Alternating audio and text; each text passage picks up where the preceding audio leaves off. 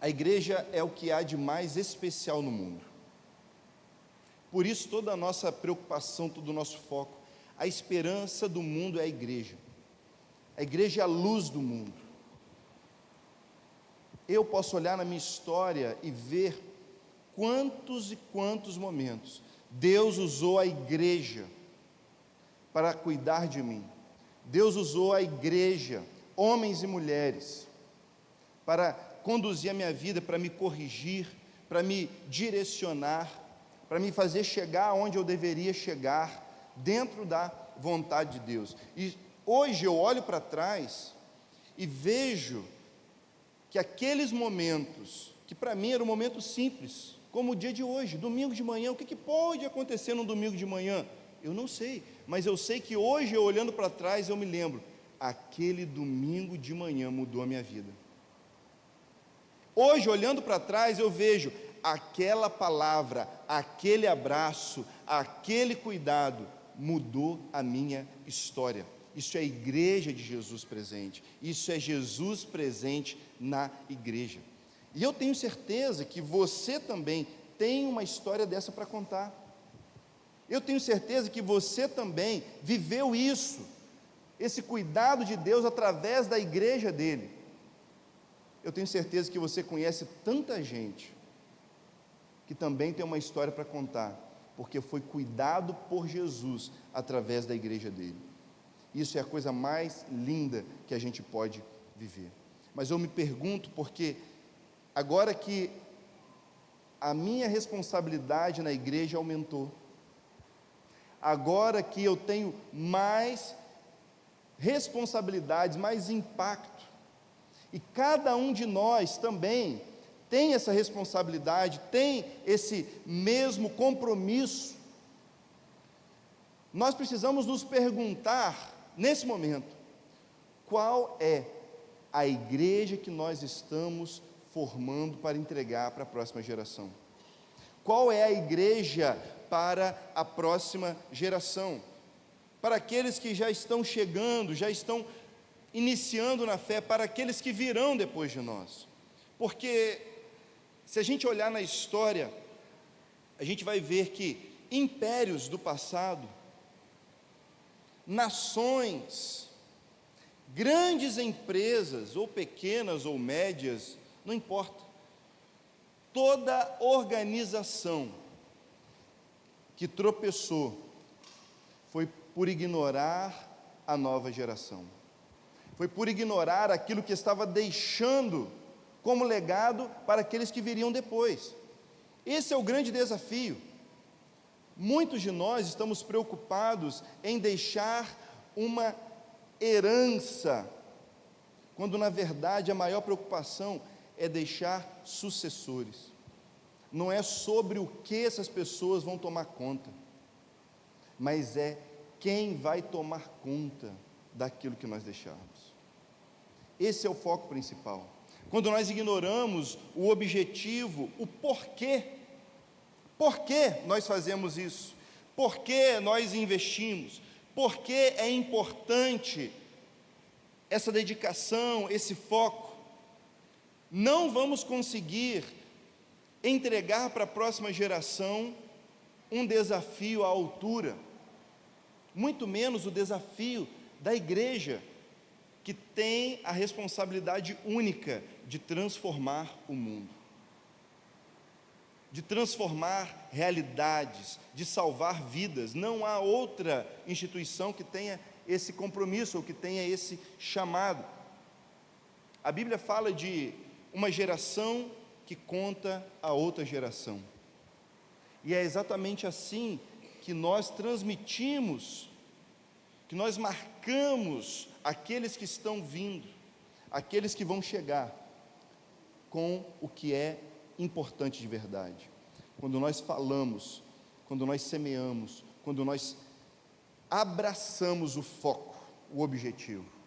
E aqui a gente precisa pensar na marca que vai deixar como igreja, pelo que a igreja será lembrada nas próximas gerações.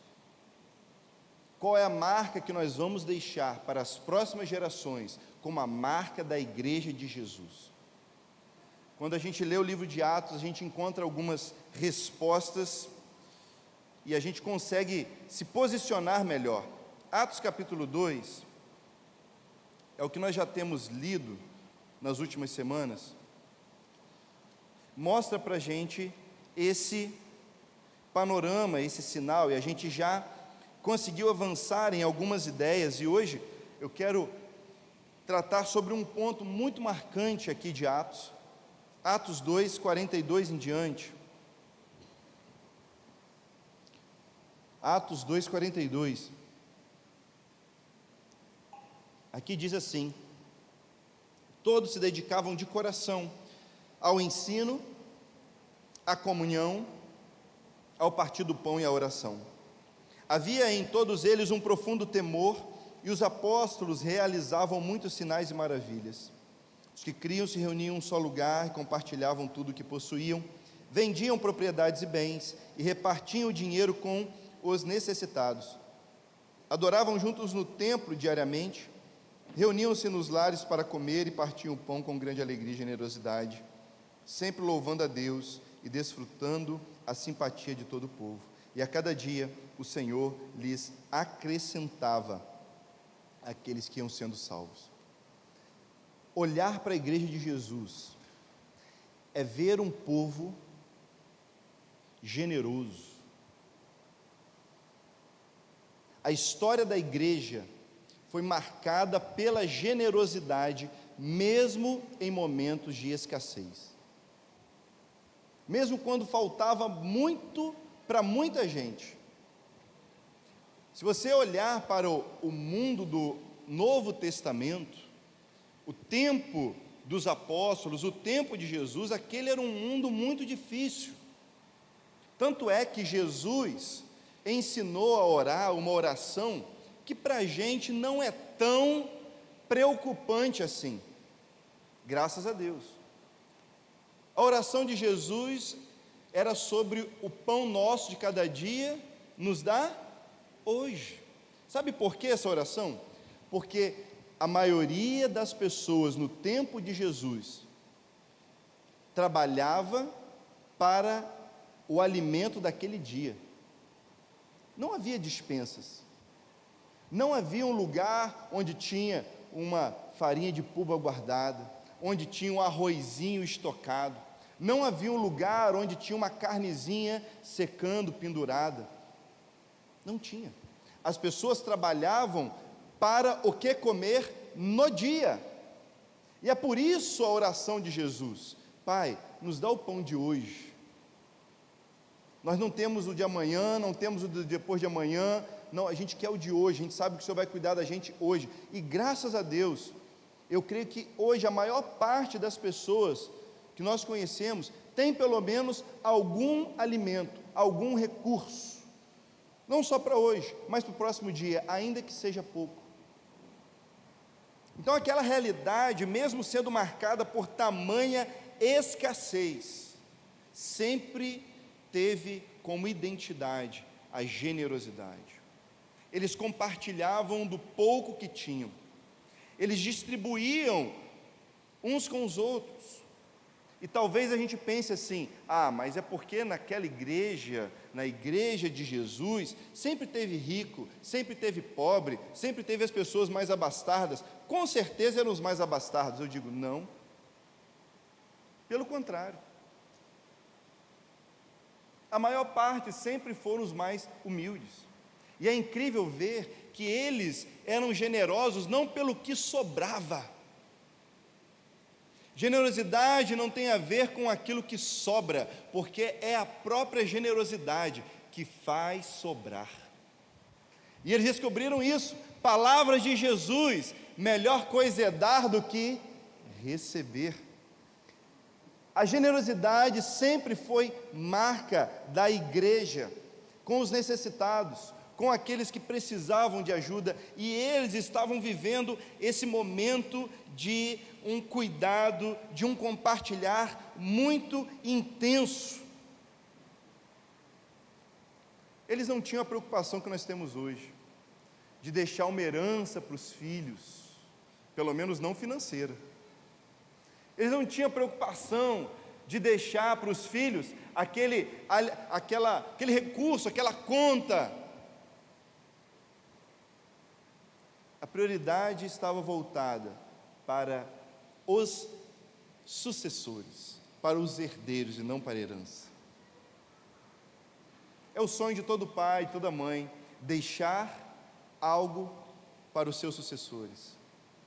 Mas o sonho de Deus é deixar sucessores para que cuidem de todo o resto. Essa é a grande marca. A generosidade, ela pode ser transmitida, ela pode ser ensinada.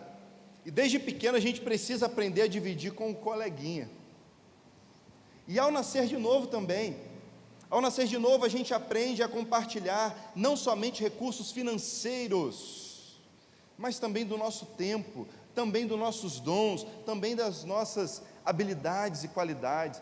Às vezes é só uma questão de compartilhar o ombro.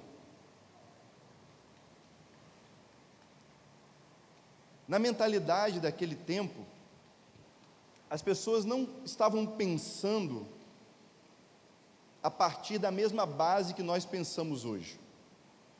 Naquele tempo, as pessoas não dividiam tudo, olhavam todas as coisas a partir do financeiro, a partir de uma visão econômica. Isso é uma coisa moderna, irmãos.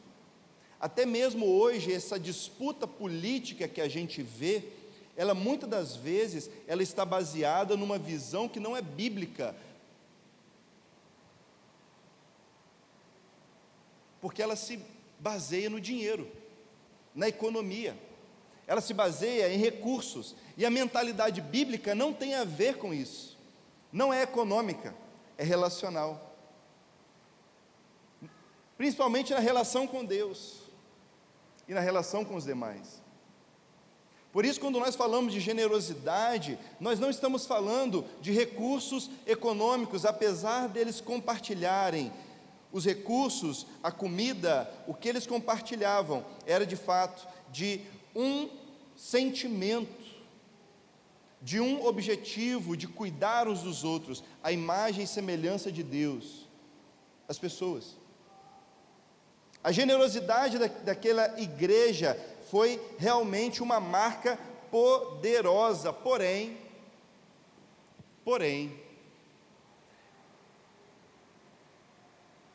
ela gerou problemas. A generosidade começou a produzir distorções.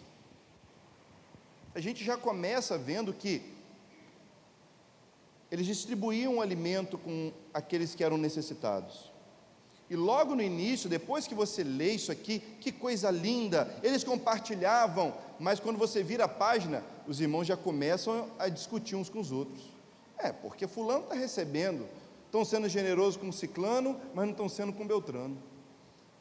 E já começa a haver na igreja um fator de complicação, desentendimento, porque a generosidade não estava sendo aplicada de uma forma justa.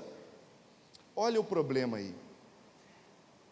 E pela primeira vez a gente vê os apóstolos agindo para criar uma organização, criar uma estrutura, porque conforme a gente vai tendo mais pessoas, a gente precisa de estrutura para cuidar das pessoas. Não bastou apenas a generosidade, foi preciso organizar essa generosidade. Foram eleitos os diáconos para poder servir.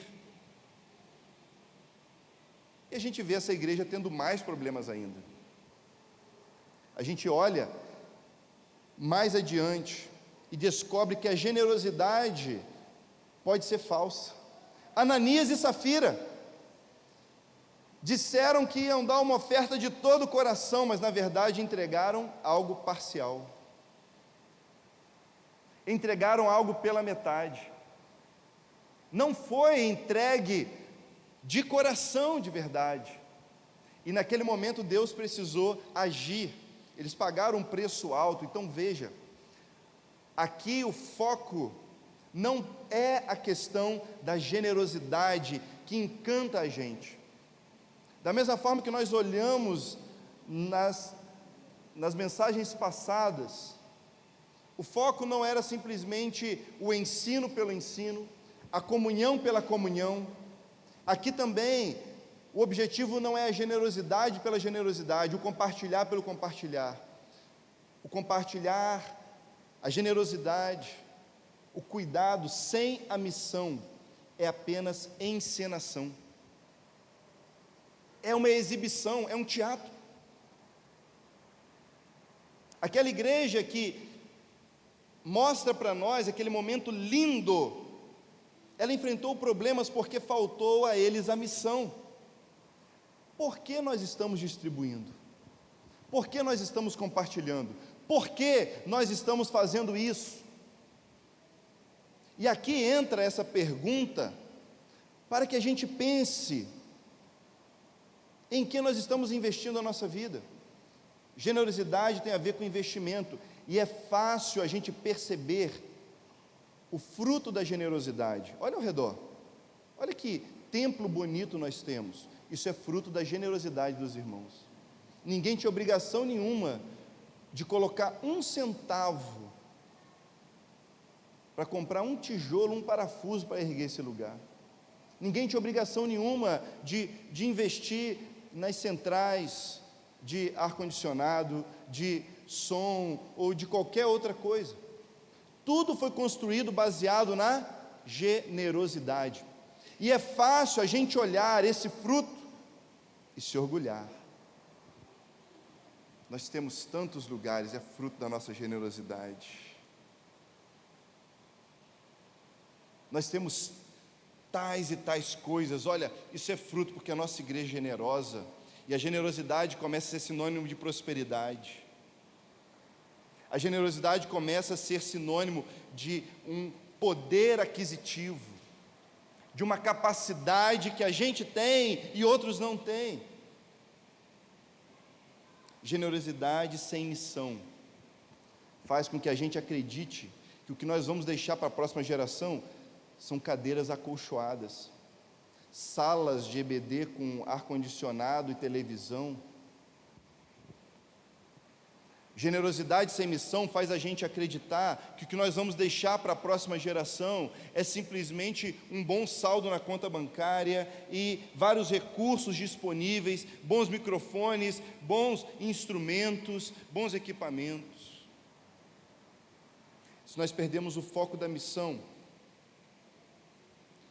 a próxima geração vai ter o que cuidar, mas não vai ter o porquê cuidar.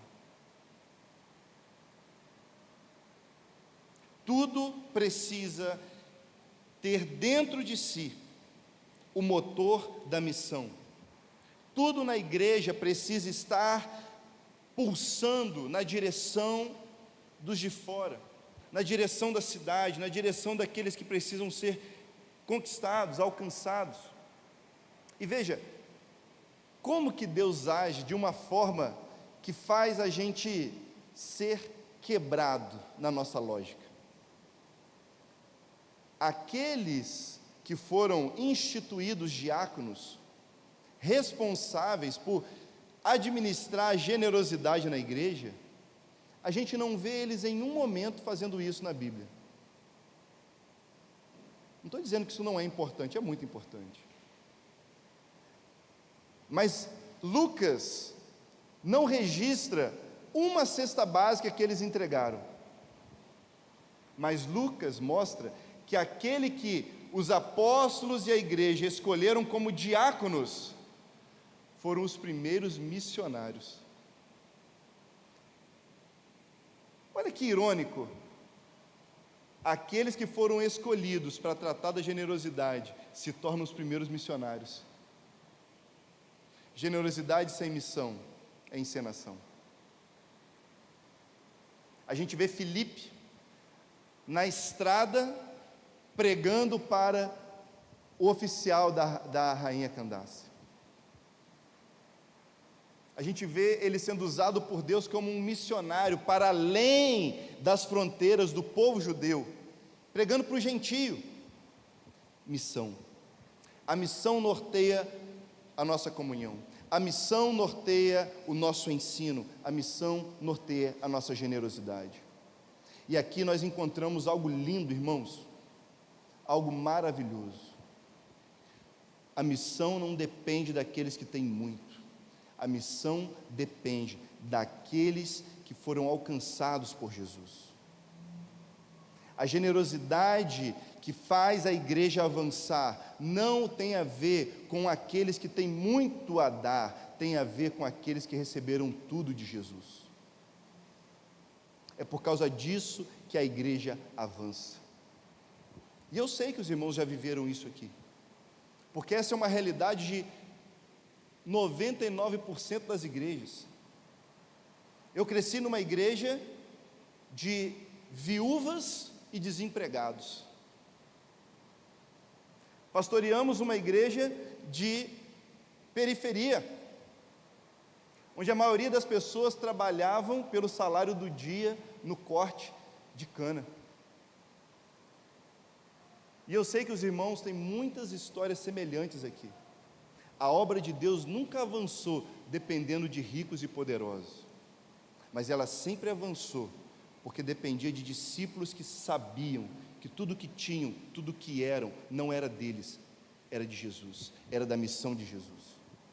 Isso muda tudo. A marca que nós precisamos deixar para a próxima geração não tem a ver com o que nós podemos comprar, com o que nós podemos fazer. Tem a ver com quem nós somos. Tem a ver com a identidade de Jesus em nós. Jesus se entregou e por isso também nós nos entregamos. Jesus se entregou, se deu pela missão do Pai. Nós também nos entregamos e nos damos, porque é isso que significa o discipulado, isso que significa tomar a cruz, isso que significa se comprometer até a morte.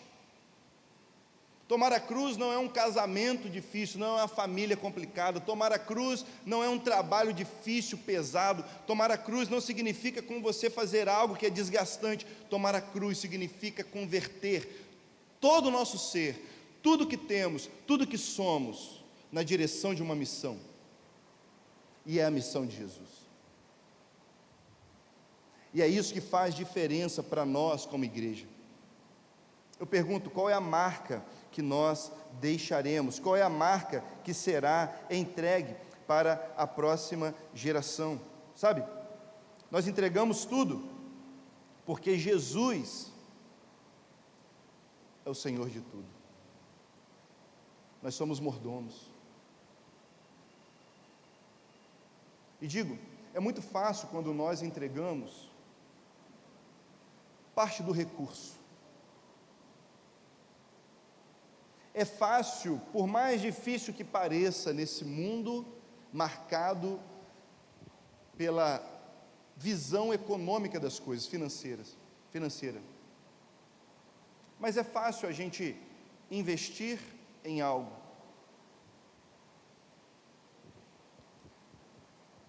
A verdadeira generosidade tem a ver com comprometer-se pessoalmente com algo. Não é simplesmente dar uma esmola, porque Jesus mandou dar. Não tem a ver a gente entregar uma cesta básica, porque isso faz parte da caridade cristã. Não tem a ver com a gente iniciar um projeto social, porque há uma necessidade. Não. Tem a ver com fazer todas essas coisas, porque nós temos uma missão de alcançar, de iluminar, de transformar a vida das pessoas. Isso é que norteia nosso investimento, nosso coração e a nossa vida. Nós somos generosos porque Jesus se entregou e nós nos entregamos também. Tem a ver com o nosso tempo, tem a ver com nossos dons, tem a ver com nossos talentos, tem a ver com nossas mãos e pés. Porque Jesus não comprou nossa carteira. Jesus comprou a nossa vida, comprou o nosso ser, comprou tudo que temos e somos. E é esse o nosso chamado, para viver a generosidade, à semelhança de Jesus.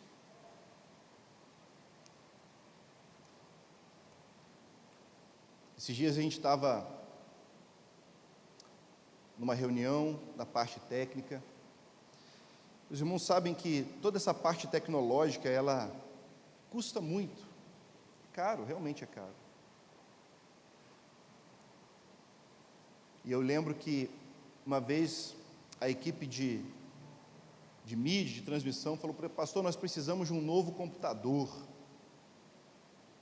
E eu disse, vai vendo aí o que a gente precisa. E a gente comprou um computador top na época. A gente investiu, falei com o pastor Pedro, falei com a tesouraria, ok, podemos, nós investimos. Há 2 anos atrás. E acontece que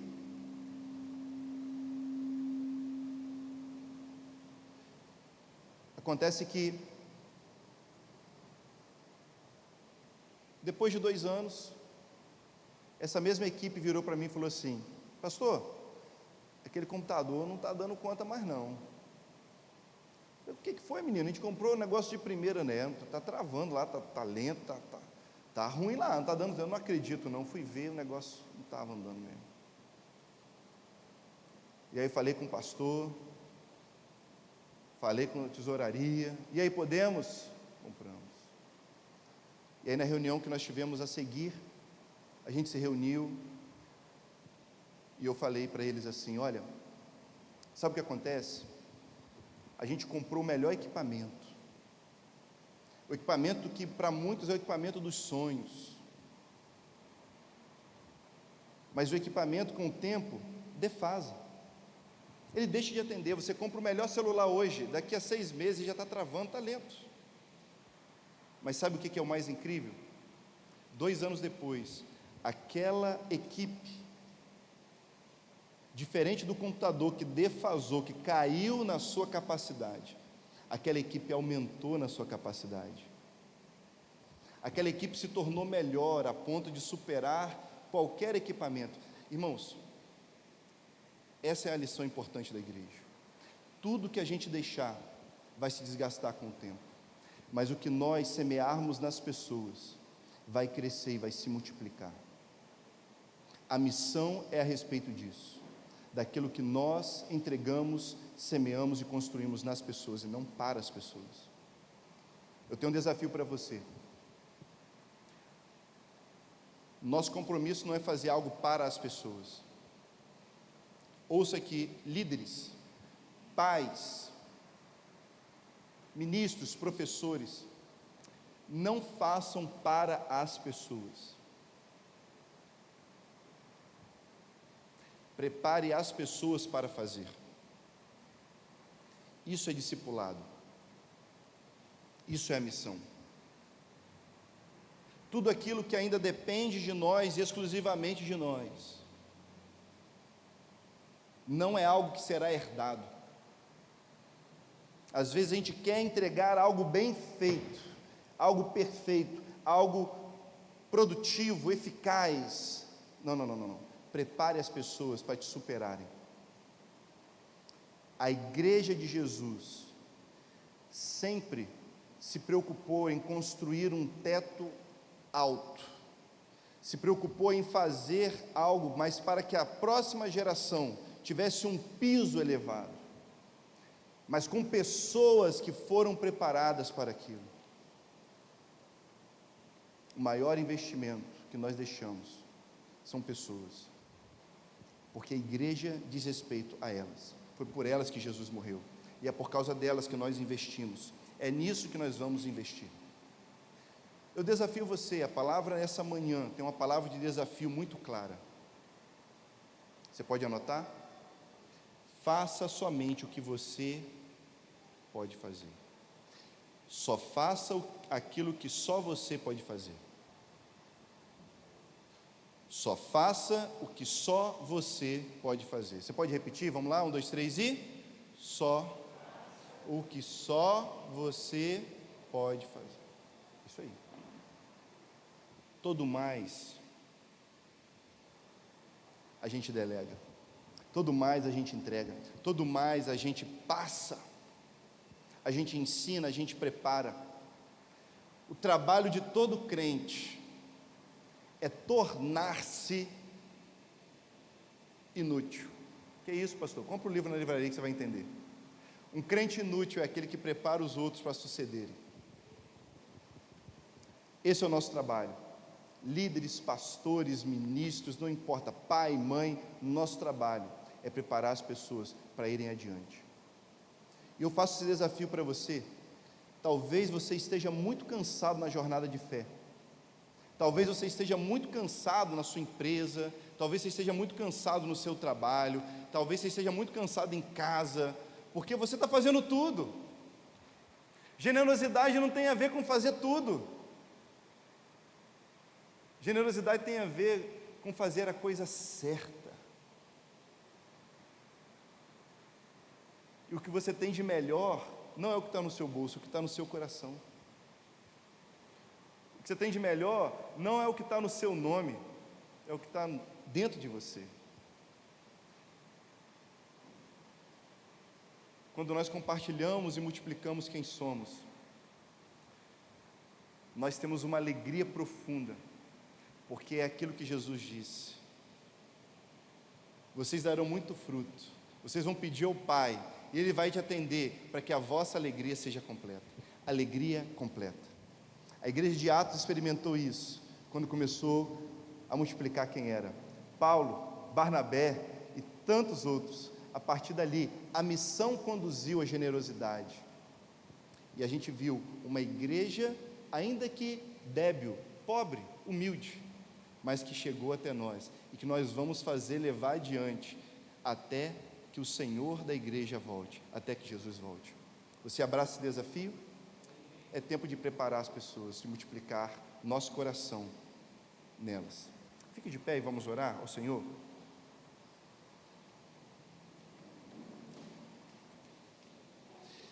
A marca da igreja é a generosidade.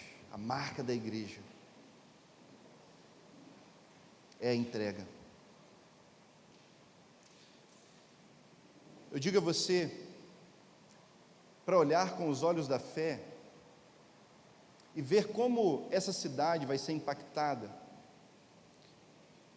quando eles virem que aqui há um povo que não está preocupado com questões financeiras, um povo que sabe que o Deus, o Senhor de todas as coisas, o dono do ouro e da prata, é o principal investidor da sua própria missão. Quando esse povo lá fora enxergar que o que a igreja tem de melhor é aquilo que ela recebeu em seu coração, aquilo que você recebeu de Deus, do Espírito de Deus, do poder de Deus, dessa palavra transformadora. Imagine essa cidade, o impacto que ela vai receber quando nós multiplicarmos quem somos, essa visão de que nós estamos construindo algo para Deus no coração das pessoas. Isso é um legado, não é apenas uma herança. Isso é uma marca que nós somos chamados a deixar. Apenas veja, queridos, veja, querida, veja, meu querido, o resultado que isso vai causar. Como essa cidade vai ser impactada com pessoas que são generosas para alcançar algo, para que Cristo seja revelado, para que essa cidade seja iluminada. Você faz parte disso, você é parte dessa missão. Pai, nós oramos porque essa é uma missão maravilhosa, mas também é desafiadora. Jesus não se protegeu, Jesus não se poupou dessa missão, Jesus não fez contas, Jesus não tentou reservar algo somente para si, Ele se entregou por completo. Senhor, eu peço que o Senhor olhe para nós, nos ajude. Muitas das vezes nós pensamos que o que nós podemos entregar de melhor tem a ver com uma tarefa cumprida, tem a ver com algo que nós fazemos pelas pessoas. Senhor, ajuda-nos a focar nessa missão que vai gerar a marca, a verdadeira marca que o Senhor quer que a gente deixe, a marca da generosidade para a missão, para vidas transformadas, para vidas alcançadas, para corações rendidos. Deus, eu peço que em nome de Jesus o Senhor semeie isso em nós e faça crescer no nosso coração a visão de uma cidade iluminada, de uma cidade alcançada, onde discípulos fazem diferença, onde discípulos transformam a vida das pessoas, onde através de tudo que nós temos e somos, nós causamos impacto por causa de Jesus que está em nós. Eu peço, no nome de Jesus, não nos deixe perder o foco, não nos deixe encantar com tantas coisas que nós vamos precisar para a missão, tantas coisas que nós vamos alcançar para que a missão seja cumprida, tanto em aspecto de estrutura, de conquistas, de posse. Senhor, nós sabemos que o Senhor nos dará tudo isso, mas é para que o Seu nome seja glorificado, para que homens e mulheres levantem mãos santas, sem ira, nem contenda, orando em todo lugar, reverenciando, adorando o Seu nome. É a nossa oração, no nome de Jesus, o Senhor.